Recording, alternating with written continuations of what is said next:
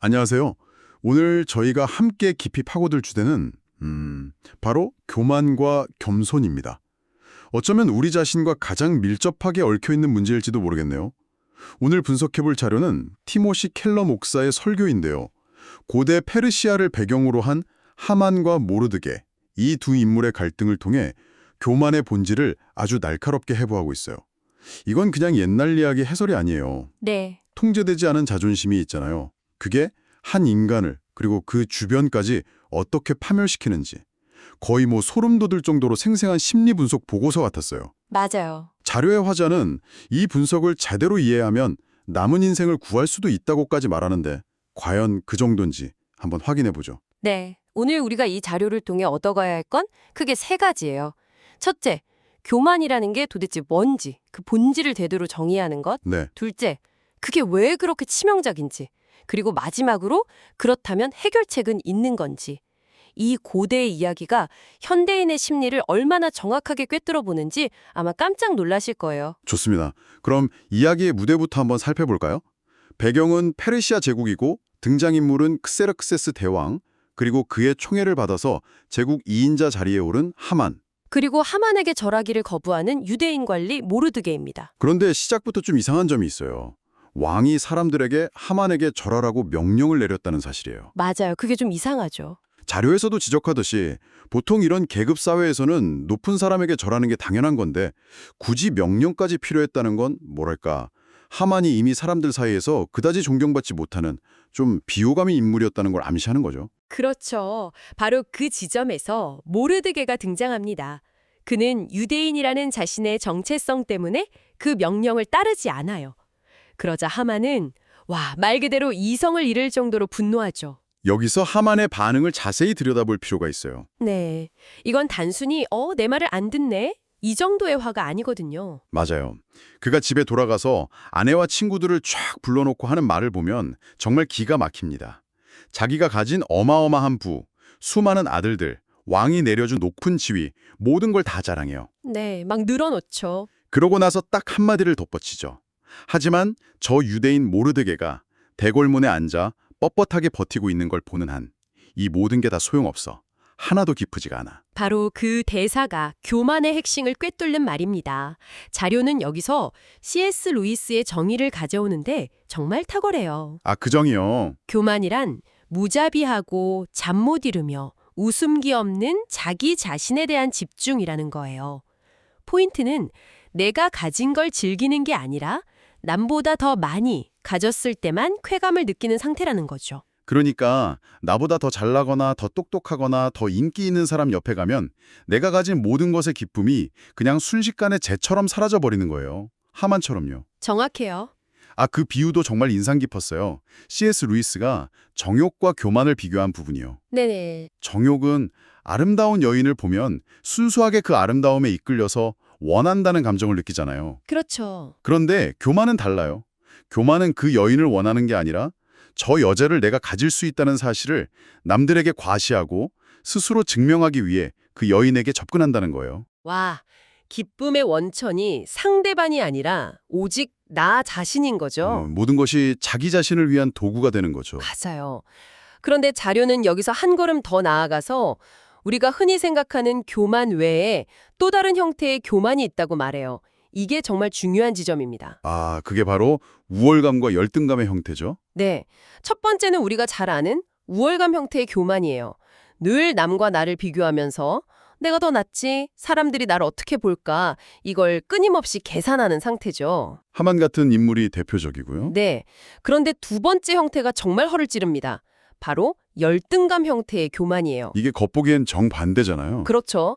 늘 자신을 비하하고 자책하고 나는 안 돼라며 위축되어 있어요. 어떤 면에서는 겸손해 보이기까지 하죠. 맞아요. 하지만 본질은 똑같다는 거예요. 그 사람의 머릿속도 온통 나로 가득 차 있어요. 남들이 날 어떻게 생각할까? 내가 얼마나 부족해 보일까? 끊임없이 남과 자신을 비교하며 괴로워하는 지독한 자기 집착의 또 다른 얼굴일 뿐이라는 거죠. 결국 우월감이든 열등감이든 둘 다 나라는 감옥에 갇혀서 끝없는 자아 계산에 시달리고 있다는 공통점이 있는 거군요. 정확합니다. 그렇다면 진짜 겸손은 뭘까요? 흔히 자신을 낮추는 거라고 생각하는데 이 관점에서 보면 그것도 열등감 형태의 교만에 빠질 위험이 있겠네요. 정확해요. 그래서 자료는 겸손에 대한 새로운 정의를 제시합니다. 겸손은요, 자신을 낮게 생각하는 게 아니에요. 그게 아니군요. 네, 자신에 대해 덜 생각하는 것, 즉 자기 망각의 상태라는 거예요. 자기 망각이요? 그건 좀 생소한데요? 네. 내 가치를 증명받으려는 욕구가 사라진 상태죠.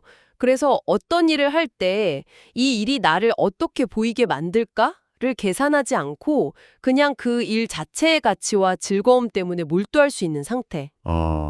C.S. 루이스의 다른 책, 스크루테이프의 편지에 기가 막힌 비유가 나와요. 선임 악마가 후임 악마에게 인간을 유혹하는 법을 가르쳐주는 내용인데 신이 원하는 인간상이 이렇다고 묘사해요. 네. 세상에서 가장 아름다운 대성당을 설계하고도 그것이 최고라는 사실에 기뻐하면서도 그 일을 다른 사람이 해냈을 때와 조금도 더하거나 덜하지 않게 기뻐하는 상태. 와, 그건 정말 나라는 존재가 완전히 투명해지는 경지네요. 그렇죠. 관심의 초점이 나로부터 완전히 벗어나는 거죠. 그런데 하만은 그 정반대의 극단에 서 있는 인물이잖아요. 자기 자신에게 너무나 집중한 나머지 그 상처 입은 자존심 하나 때문에 끔찍한 계획을 세우게 되죠. 맞습니다. 모르드게 한 사람을 죽이는 걸로는 성에 차지가 않는 거예요.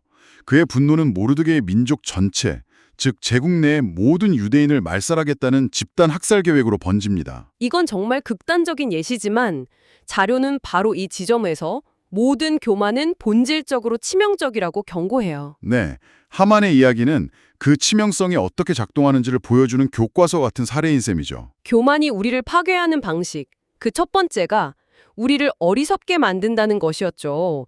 이게 처음에는 좀 의아했어요. 보통 교만한 사람들이 되게 똑똑하고 성공한 경우가 많잖아요. 네, 하지만 여기서 말하는 어리석음은 뭐랄까, 지능의 문제가 아니에요. 배우지 못하는 어리석음을 말하는 거죠. 아, 배우지 못하는 것. 교만한 사람은 자기 정당화의 대가예요. 관계가 깨지거나 프로젝트가 실패하면 절대 자기 문제를 보지 않아요. 그 사람 때문이야, 상황이 안 좋았어, 원래 운이 없었어 라며 항상 남 탓, 환경 탓을 하죠. 그러니 실수로부터 배울 수가 없는 거예요. 비판을 받아들이는 방식에서도 그게 드러나겠네요. 그렇죠. 우월감에 빠진 사람은 비판을 들으면 네가 뭘 알아? 라면 상대를 공격하거나 무시해버리죠. 네.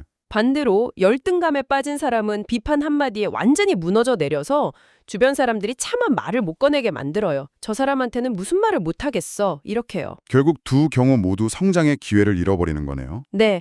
그러니 배속해서 잘못된 직업, 잘못된 파트너를 선택하는 실수를 반복하게 되는 거고요. 그렇게 판단력이 흐려지다 보면 단지 어리석은 걸 넘어서 더 위험한 길로 빠져들게 되겠군요. 자료에서 교만은 우리를 사악하게 만든다고까지 표현하던데요. 이건 정말 강한 표현이에요. 지옥의 영적 배양 접시라는 표현까지 쓰죠. 다른 모든 나쁜 감정과 행동들이 교만이라는 토양 위에서 자라난다는 의미예요. 예를 들면 어떤 게 있을까요? 예를 들어 누군가를 향한 쓰라린 분노를 오랫동안 품고 있으려면 그 사람보다 내가 도덕적으로 우월하다는 생각이 반드시 밑바탕에 깔려 있어야 해요. 나라면 절대 저렇게 안 해 라는 자지의가 없으면 분노는 지속될 수 없거든요. 마비시키는 불안과 걱정도 교만에서 비롯된다는 분석은 정말 신선했어요. 네, 보통 불안은 자신감이 없어서 생긴다고 생각하잖아요. 그런데 자료는 그 근원에 세상이 내 뜻대로 돌아가야만 한다는 오만함이 숨어 있다고 봐요. 내 계획, 내 통제하에 모든 것이 있어야 한다는 생각. 교만의 한 형태라는 거죠. 그리고 이런 개인적인 감정들이 모이면 인종차별, 계급 갈등, 제국주의 같은 거대한 사회적 악으로까지 이어진다고 지적하고요. 정말 교만이라는 게 모든 문제의 뚜리 같다는 생각이 드네요. 그런데 더 무서운 건 교만의 세 번째 특징이었어요. 교만은 스스로를 숨긴다는 것. 맞아요. 이 부분이 교만을 가장 다루기 힘든 문제로 만들죠. 켈러 목사가 이걸 죄의 일산화탄소라고 부르는데 비유가 정말 절묘해요. 냄새도 없고 보이지도 않는데 나도 모르는 사이에 서서히 나를 죽임에 이르게 한다는 거잖아요. 역설적이죠. 내가 교만하면 할수록 내가 교만하다는 사실을 더 인지하지 못하게 돼요. 내가 거짓말을 하거나 도둑질을 하면 스스로 알잖아요. 양심의 가치를 자책을 느끼고요.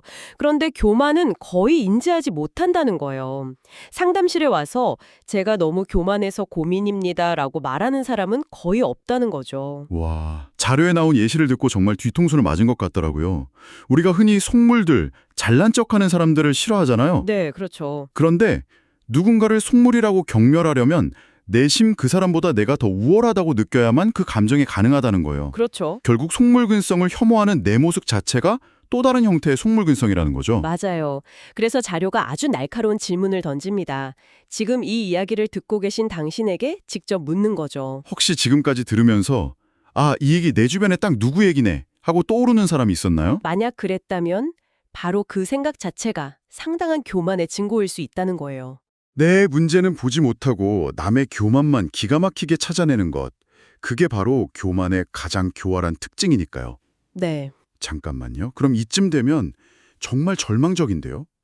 배우지도 못하게 만들고 사악하게 만들고 심지어 스스로를 숨기기까지 한다면 보통 이런 문제의 해결책으로 종교를 떠올리잖아요. 그렇죠. 신 앞에서 겸손해져라 뭐 이런 식으로요. 네. 그런데 네 번째 특징은 그 기대마저 무너뜨립니다. 종교가 교만을 악화시킬 수 있다니요. 이 부분이 아마 가장 충격적이고 반직관적인 부분일 거예요. 보통의 도덕적, 종교적 가르침은 더 착하게 살아라, 더 율법을 잘 지켜라 하고 하잖아요. 네. 그런데 그런 노력이 오히려 교만을 키우는 땔감이 될 수 있다는 거예요. 불에 기름을 붓는 격이라고 표현했죠. 왜 그렇게 되는 건가요? 두 가지 결과 중 하나로 귀결되기 때문이에요. 만약 내가 그 기준을 잘 지켜내면 스스로를 의롭게 여기면서 기준을 못 지키는 다른 사람들을 얕보는 독선적인 바리새인이 됩니다. 아, 반대로 기준을 지키지 못하면 끝없는 죄책감과 자기 혐오에 빠져 허우적대죠. 결국 어느 쪽이든 나에게 극도로 집중하는 상태, 즉 교만의 본질에서 한 발짝도 벗어나지 못한 거네요. 맞아요. 종교적 행위 자체가 자기의를 쌓는 도구가 되어버리는 거죠. 와, 그럼 어쩌라는 걸까요? 종교적인 노력마저 해결책이 아니라면 도대체 출구는 어디에 있는 거죠? 바로 그 질문에 답하기 위해 자료는 다시 하만과 모르드게의 이야기, 그 극적인 반전의 순간으로 우리를 데려갑니다. 네, 그 장면을 한번 그려보죠.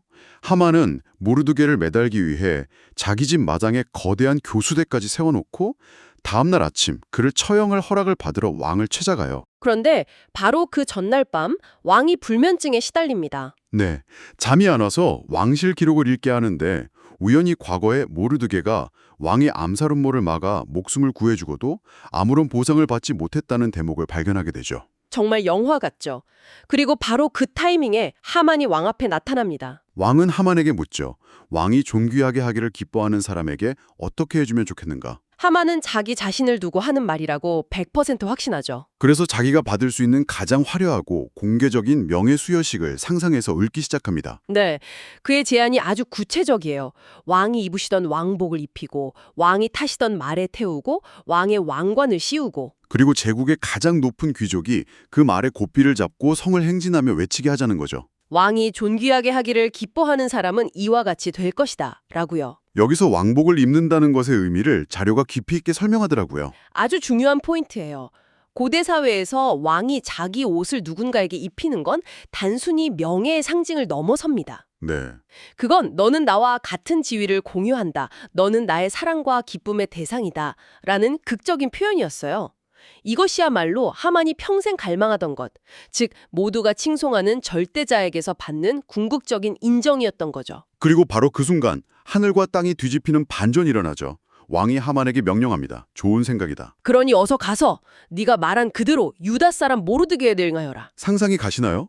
이제 하만은 자기가 죽이려고 했던 가장 증오하는 적에게 왕의 옷을 입히고 왕의 말에 태우고 그 말의 꽃비를 잡고 온 도시를 돌며 외쳐야 하는 신세가 된 거예요. 박살나는 순간이었죠. 이 충격적인 운명의 역전이 바로 교만의 치료법과 연결된다는 거죠. 네, 자료는 이렇게 분석해요. 하만이 잘못된 것을 구한 게 아니라고요. 우리 인간은 누구나 궁극적인 영광과 사랑, 인정을 갈망하니까요. 그는 단지 잘못된 왕에게 그것을 구했다는 거예요. 인간 왕은 변덕스럽고 그가 주는 명예는 언제든 굴욕으로 바뀔 수 있으니까요. 그렇다면 우리가 구해야 할 올바른 왕은 누구이며 그게 어떻게 교만을 치료한다는 걸까요? 여기서 설교는 신학적인 결론으로 나아갑니다. 하만과 모르드게의 자리 바뀜은 강제적이었지만 더 나은 왕인 예수는 인류와 자발적으로 자리를 바꾸었다는 거예요. 아, 최고의 영광을 가졌지만 스스로 그 옷을 벗어 던졌고 우리가 받아야 할 수치와 벌을 대신 짊어졌으며 우리에게 의의 옷을 입혀주기 위해 스스로 발가벗겨졌다는 거죠. 그 신학적 개념이 어떻게 심리적인 치료, 즉 교만의 치료로 이어지는지가 궁금해요. 자료는 이걸 자아에 대한 원투펀치라고 설명해요. 원투펀치요? 네, 첫 번째 펀치는 우주를 만든 신적인 존재가 당신을 구하기 위해 죽어야만 했다는 사실을 직시하는 거예요.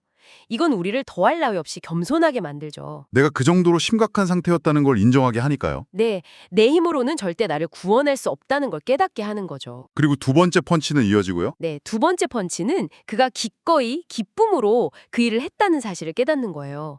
이건 우리에게 무한한 긍정과 인정을 안겨줍니다. 내가 그럴 만한 가치가 있는 존재라는 확신을 주는 거죠. 다른 누구의 평가나 인정이 필요 없을 만큼 그렇죠. 궁극적인 존재에게서 이미 최고의 사랑과 인정을 받았으니까요. 한쪽에서는 나를 완전히 낮추고 다른 한쪽에서는 나를 무한히 높여주는 경험. 그 두 가지가 동시에 일어나는 거군요. 바로 그거예요. 깊은 겸손과 무한한 긍정이 동시에 주어질 때 비로소 우리는 축복받은 자기 망각의 상태에 이를 수 있다는 겁니다. 나를 증명하려는 끝없는 욕구가 근본적으로 채워졌기 때문에 더 이상 잠 못 들이며 자아 계산을 할 필요가 없어지는 거군요. 네. 그때 비로소 우리는 실수로부터 배울 수 있을 만큼 강해지고 남들이 알아주지 않아도 옳은 일을 할 수 있을 만큼 자유로워진다는 게 이 자료의 최종 결론입니다. 와, 정말 긴 여정이었습니다.